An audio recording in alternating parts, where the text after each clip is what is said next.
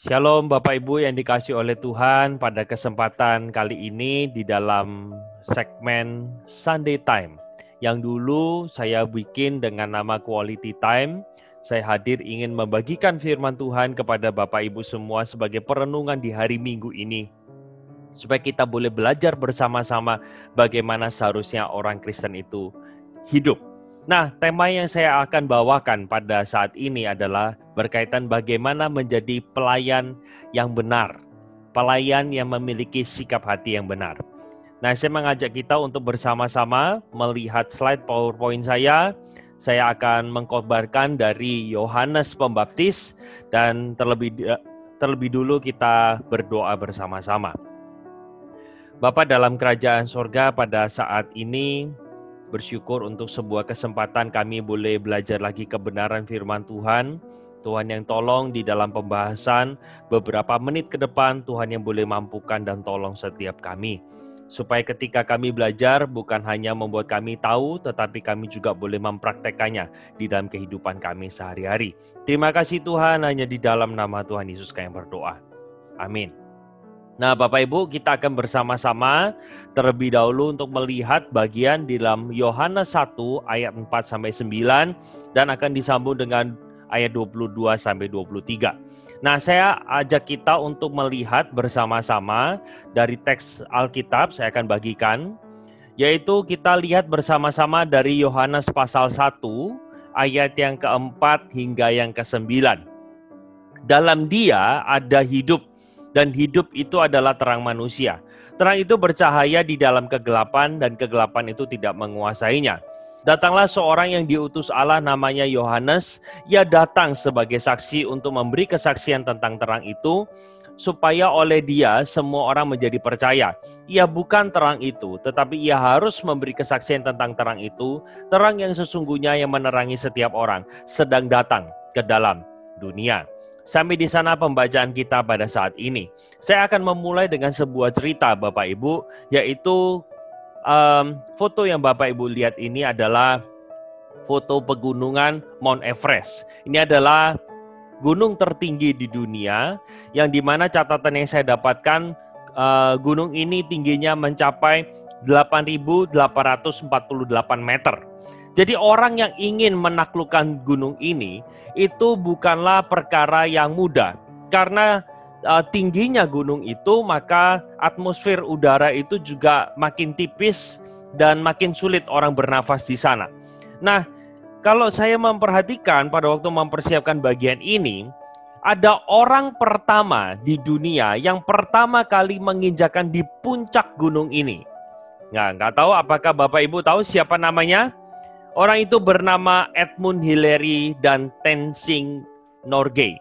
Orang ini pada tanggal 29 Mei tahun 53 jam 11.30, mereka adalah orang pertama, yaitu secara khusus Edmund Hillary adalah orang pertama yang berhasil berdiri di puncak gunung tertinggi di dunia, ditemani oleh Tenzing Norgay. Jadi Bapak Ibu, jarak tempuhnya itu mencapai 645 km.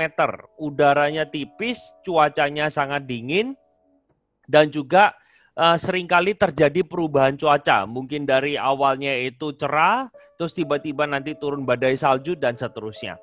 Nah, rupanya di dalam minimnya teknologi zaman itu, Edmund Hillary bersama dengan Tenzing Norgay itu berhasil menaklukkan gunung ini. Nah, selepas mereka sampai di puncak yang tertinggi, lalu dia turun ke bawah, wartawan mulai mewawancarai mereka berdua secara khusus kepada Tenzing Norgay. Lalu disampaikan pertanyaan dari wartawan itu begini, loh, bukankah Anda, Tenzing Norgay, adalah pemandu jalan daripada Edmund Hillary?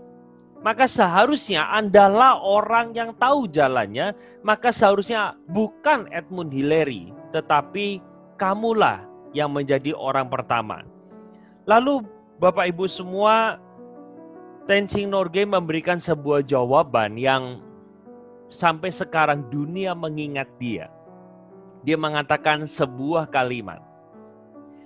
Impian saya itu adalah berhasil membantu Tenzing Norgay untuk dia bisa meraih mimpinya. Saya ulangi lagi. Pada waktu dia ditanya oleh wartawan, kenapa bukan Anda orang pertama yang berdiri di puncak gunung tertinggi? Dia menjawab, itu bukan mimpi saya, itu mimpi Edmund Hillary. Mimpi saya adalah bagaimana saya membantu Edmund Hillary mencapai atau meraih impiannya. Teman-teman, pada saat ini kita bisa melihat bersama-sama sebuah teladan bagaimana seorang Tenzing Norgay itu merelakan posisi pertama itu diberikan kepada temannya atau sahabatnya. Zaman sekarang ini kita susah sekali melihat satu bentuk teladan yang luar biasa. Kita diajarkan justru di dalam dunia ini bagaimana kita harus menjadi nomor satu di dunia. Kita bisa menjadi nomor satu mungkin di Indonesia. Sehingga orang untuk mendapatkan predikat nomor satu itu tidak jarang dan tidak sedikit mereka menghalalkan segala cara. Nah, apalagi ketika berbicara soal pelayanan. Pelayanan di gereja yang kita kerjakan, seolah-olah kita ingin menonjol, kita ingin yang kelihatan paling luar biasa, kita ingin dianggap yang paling berjasa di dalam satu proyek atau di dalam sebuah komisi atau di dalam sebuah pelayanan yang kita kerjakan. Nah, pada saat ini saya mengajak kita untuk melihat bersama-sama, seharusnya kita ini sadar bahwa diri kita ini adalah abdinya Tuhan, abdi Kristus yang dipanggil untuk melayani Dia dengan segala keberadaan kita. Seharusnya kita mengambil posisi kita sebagai seorang yang seperti Tenzing Norgay. Dia menaruh mimpi dia di bawah mimpi temannya. Bapak Ibu semua, seharusnya mimpi kita sebagai orang Kristen adalah satu. Bagaimana kehidupan saya itu memuliakan nama Tuhan dan menyenangkan Dia. Itulah yang seharusnya menjadi mimpi kita bersama-sama. Nah,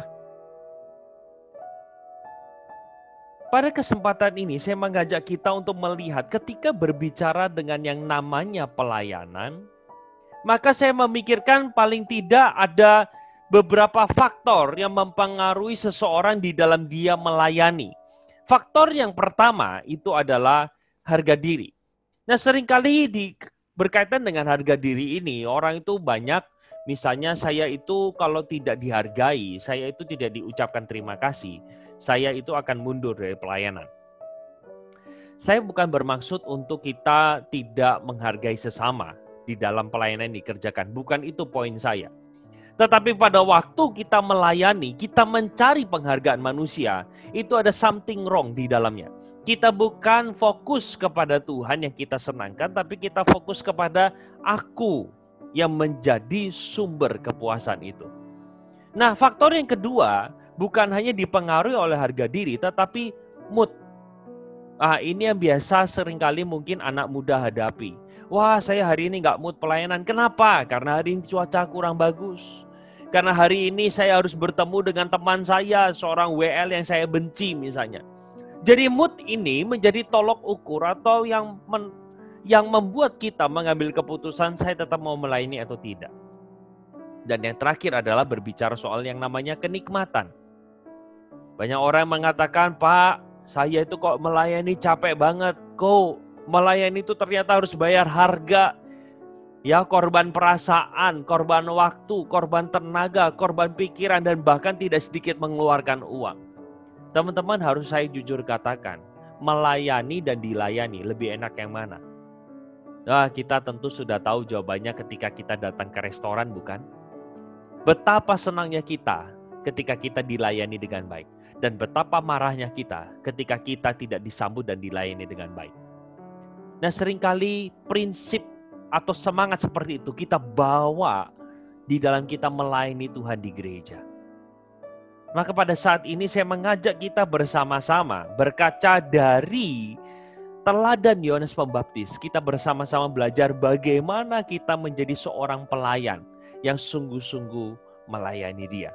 Nah, maka dari itu pelayan yang sejati saya katakan adalah pelayan yang rendah hati dan setia menjalankan apa yang menjadi bagian dia di dalam pelayanan yang Tuhan sudah percayakan.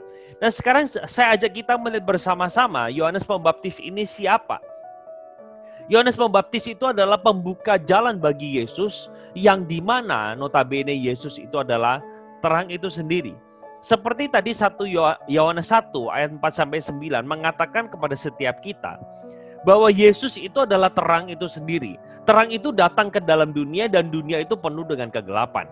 Nah, sehingga pertanyaan yang saya akan ajak kita pikirkan bersama-sama, apakah Yesus itu butuh pembuka jalan? Yesus adalah Tuhan.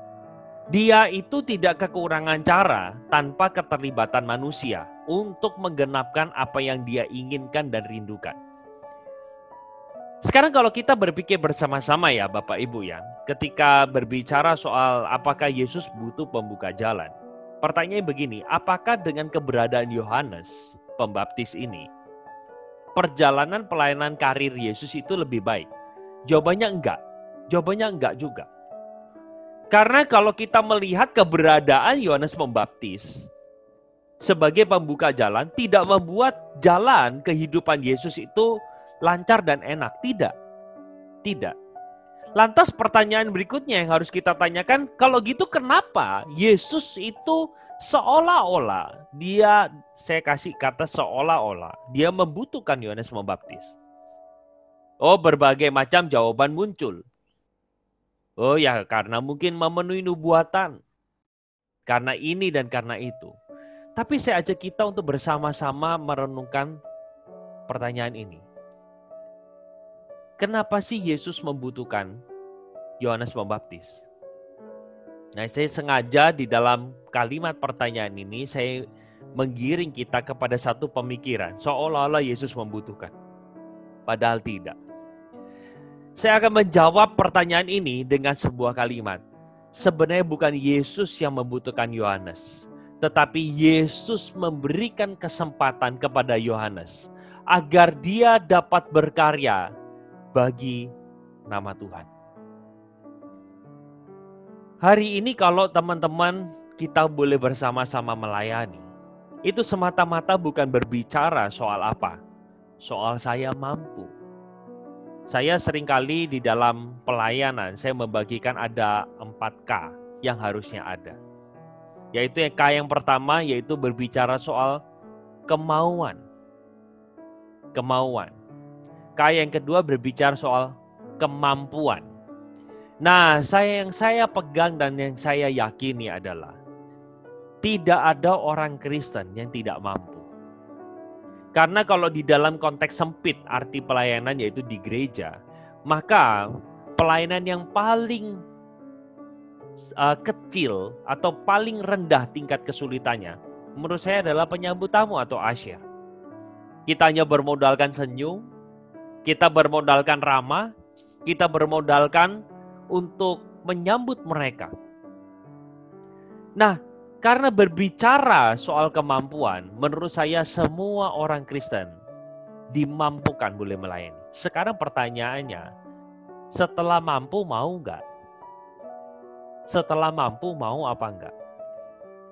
Nah, yang berikutnya yang ketiga adalah karakter.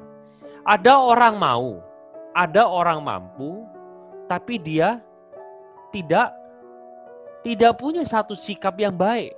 Dia arogan. Dia merasa diri paling benar. Dia merasa diri paling hebat. Nah, orang yang seperti ini kan rasanya kayaknya pingin dilempar batu sampai mati. Kita rasanya begitu nyesek ketika berada satu pelayanan dengan orang seperti ini. Nah, yang terakhir yang seringkali kita lupa, itu berbicara soal yang namanya kesempatan. Ada orang mau, ada orang mampu, dan ada orang punya karakter baik. Tapi dia berbaring di rumah sakit. Dia tidak dikasih kesempatan Tuhan boleh melayani. Maka dia tidak bisa melayani. Satu lagu yang seringkali mengingatkan kepada saya. Bagaimana hidup ini adalah kesempatan. Menunjukkan kepada kita selama hayat masih di kandung badan. selama kita masih bisa bernafas, marilah kita berikan yang terbaik untuk Tuhan. Nah, saya mengajak kita bersama-sama melihat sebuah teladan yang luar biasa di dalam pelayanan Yohanes Pembaptis. Inilah yang seharusnya menjadi dasar pelayanan kita, yaitu apa? Memiliki hati yang rendah dan setia mengerjakan apa yang Tuhan mau. Dan itulah yang Yohanes Pembaptis tunjukkan di dalam pelayanan dia. Nah, saya ajak kita melihat bersama-sama teks ini. Kalau kita melihat bersama-sama di dalam Yohanes pasal 1, ayatnya yang ke 19 sampai 23. Saya akan membacakan buat kita, dan inilah kesaksian Yohanes ketika orang Yahudi dari Yerusalem mengutus beberapa imam dan orang-orang Lewi kepadanya untuk menanyakan dia, siapakah engkau? Ia mengaku dan tidak berdusta, katanya, aku bukan Mesias. Lalu mereka bertanya kepadanya, kalau begitu siapakah engkau? Elia. Dan ia jawab, bukan. Engkaukah nabi yang akan datang? Ia jawab, bukan. Maka kata mereka kepadanya, siapakah engkau? Sebab kami harus memberi jawab kepada mereka yang mengutus kami. Apakah katamu tentang dirimu sendiri? Jawabnya, akulah suara orang yang berseru-seru di padang gurun. Luruskanlah jalan Tuhan seperti yang telah dikatakan Nabi Yesaya. Nah, teman-teman, saya ingin ajak kita melihat sejenak ayat ini bersama-sama. Nggak apa-apa ya, sedikit ketutupan dengan kamera saya. Nah, di sana orang banyak mengatakan, kalau begitu siapakah engkau? Beberapa berpikir pertama, apakah dia Mesias? Yang kedua berpikir, apakah dia Elia? Loh, kok bisa mengatakan Elia? Karena begini, Maleakhi pasal 4 ayat yang terakhir. Di sana dinubuatkan akan ada Elia kedua, istilahnya begitu. Nah, pada waktu itu pelayanan yang dikerjakan oleh Yohanes Pembaptis itu adalah satu pelayanan yang sungguh-sungguh dia kerjakan. Dia hanya memberitakan satu berita, yaitu bertobatlah, kerajaan Allah sudah dekat. Tapi di dalam pelayanan itu orang itu terkesima sekali dengan apa yang dia kerjakan. Banyak orang yang bertobat.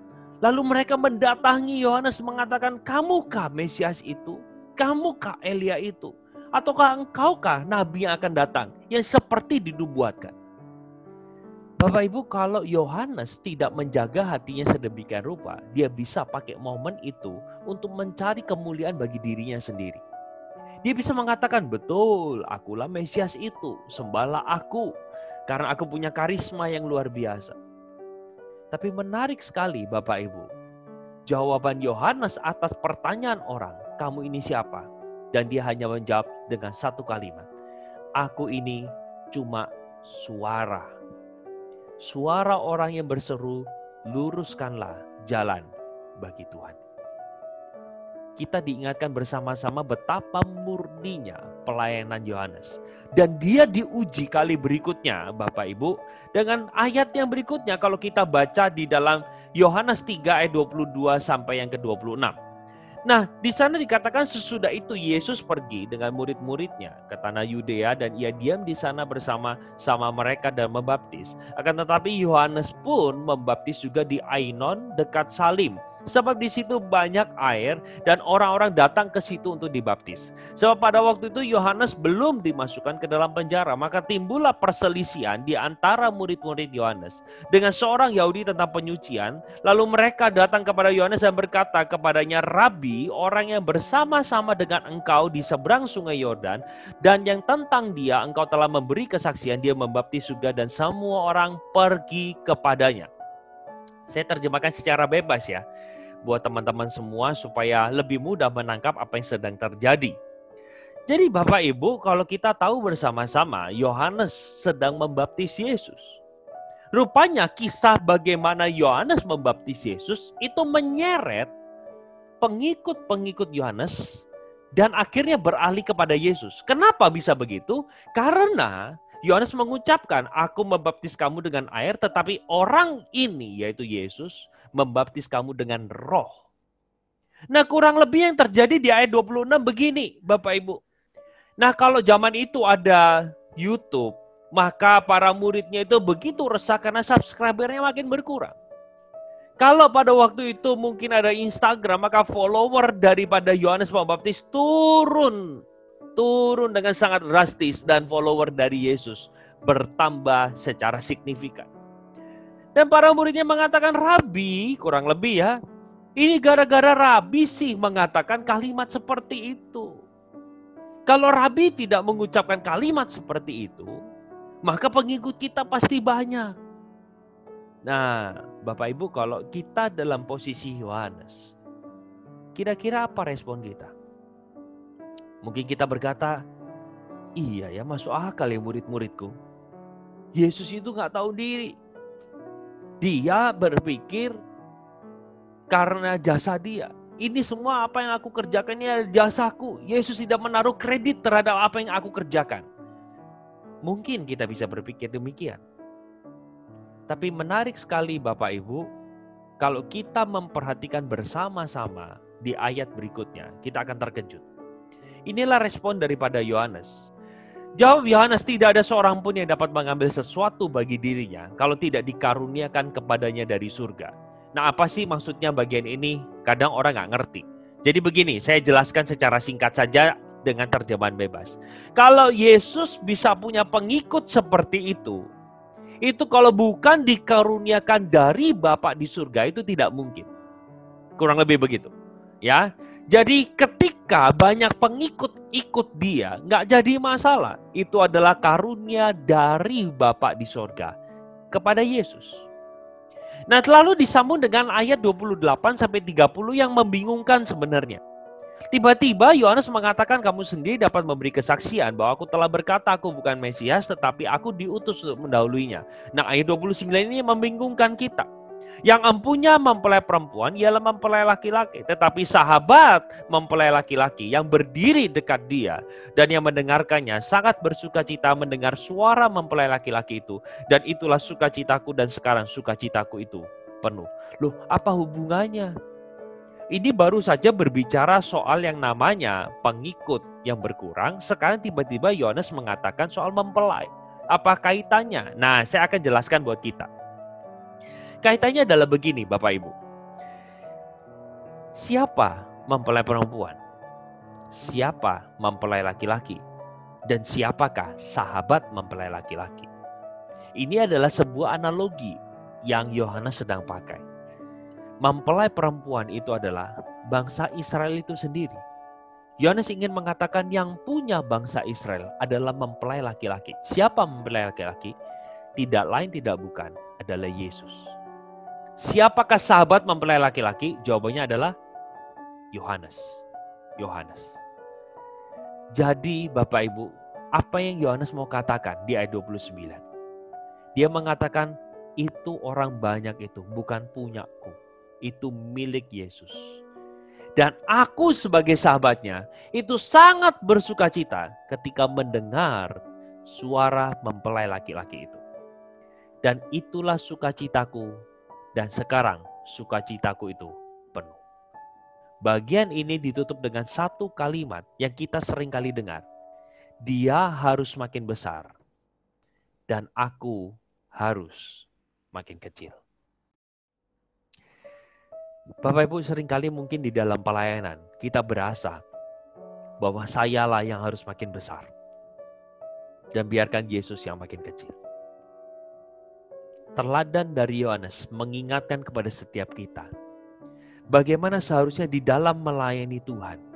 Tuhanlah yang menjadi fokus dalam kehidupan kita. Tuhanlah yang harusnya kita senangkan. Tuhanlah yang menjadi tujuan dalam hidup kita. Sehingga kita seharusnya meneladani apa yang Tenzing Norgay katakan. Impianku cuma satu. Bagaimana hidupku ini bisa menyenangkan hati Tuhan. Dan Tuhan dimuliakan lewat diriku. Maka dari itu saya ingin katakan kepada setiap kita Bapak Ibu. Kita harus belajar meneladani seperti apa yang Yesus lakukan. Rupanya teladan tentang kerendahan hati itu bukan ditunjukkan hanya oleh Yohanes. Tetapi Yesus sendiri di dalam Filipi 2 ayat 5-8 mengajak kita bersama-sama melihat bahwa Yesus yang dalam rupa Allah tidak menganggap kesetaraan dengan Allah sebagai milik yang harus dipertahankan. Tetapi dia mengosongkan dirinya sendiri dan mengambil rupa seorang hamba dan menjadi sama dengan manusia. Dan dalam keadaannya sebagai manusia, ia telah merendahkan dirinya dan taat sampai mati, bahkan sampai mati di atas kayu salib. Kita lihat bersama-sama betapa luar biasanya Yesus yang menempatkan prioritas Allah Bapa di atas kehendaknya dia sendiri. Dan dia belajar untuk menaklukkan diri di dalam kemanusiaan dia untuk mengikuti kehendak daripada Tuhan. Nah, inilah yang seharusnya kita miliki Bapak Ibu di dalam kehidupan kita. Di dalam kita melayani dia. Kita semua adalah pelayan Tuhan. Mari kita milikilah satu mentalitas yang melayani dengan sepenuh hati. Melayani dengan satu kerelaan karena Tuhan sudah mati buatku. Nah, di akhir dalam perenungan saya pada saat ini, saya mengajak kita untuk lihat bersama-sama. Mari kita selalu ingat bahwa kita adalah hamba yang telah memperoleh anugerah keselamatan. Kita adalah orang-orang yang mengalami kondisi yang luar biasa. Kita yang harusnya binasa. Tetapi hanya karena anugerah Kristus, kita tidak menjadi mati, kita bahkan memperoleh hidup yang kekal. Dan pada waktu kita memperoleh anugerah itu, mari kita hargai pelayanan yang sudah Tuhan percayakan. Saya tidak tahu Bapak Ibu, berapa banyak di antara kita yang saat ini sedang mempertimbangkan saya mau mundur dari pelayanan. Mungkin kita kecewa dengan rekan pelayanan kita. Mungkin kita kecewa dengan Tuhan. Tapi marilah pada saat ini kita ingat bersama-sama siapa kita. Kalau bukan karena Tuhan, kita tidak mungkin menjadi orang yang percaya. Pada saat ini mari bersama-sama saya mengajak kita berefleksi sejenak. Adakah kita kecewa dengan Tuhan? Adakah di dalam pelayanan kita mencari kemuliaan bagi aku? Adakah mungkin di dalam pelayanan yang kita kerjakan, kita sedang mencari kepuasan ego pribadi? Mari kita balikan lagi hati kita. Kita arahkan diri kita sekali lagi untuk melakukan apa yang Tuhan mau dengan menjadi seorang pelayan yang mengasihi Dia. Kiranya firman Tuhan pada saat ini boleh memberkati setiap kita. Tuliskan Bapak Ibu di dalam kolom komentar. Mungkin ada pergumulan yang Bapak Ibu alami sebagai pelayan Tuhan. Mungkin kita fokus kepada diri kita sendiri. Boleh ceritakan contoh-contohnya di dalam kolom komentar. Saya akan membaca apa yang Bapak Ibu tuliskan. Mari kita tutup di dalam doa untuk renungan pada saat ini. Terima kasih Tuhan. Engkau mengingatkan kepada setiap kami. Betapa seharusnya kami adalah menjadi orang-orang yang melayani Tuhan. Dengan sepenuh hati kami. Seperti layaknya Yohanes Pembaptis sudah tunjukkan di dalam Alkitab. Oh Tuhan, tolong kami. Di dalam kelemahan kami, Engkau yang boleh menopang kami supaya kami tetap boleh menunjukkan kasih kami kepada Engkau. Terima kasih Tuhan, hamba-Mu sudah berhenti berbicara, tapi Roh Kudus terus boleh berproses di dalam diri setiap kami. Sehingga kami boleh ditemukan menjadi pelayan-pelayan yang setia, mencintai Engkau, dan mengasihi Engkau. Terima kasih Tuhan, hanya di dalam nama Tuhan Yesus kami berdoa. Amin. Oke, semoga perenungan ini boleh memberkati setiap kita. Tuhan Yesus memberkati. Bye-bye.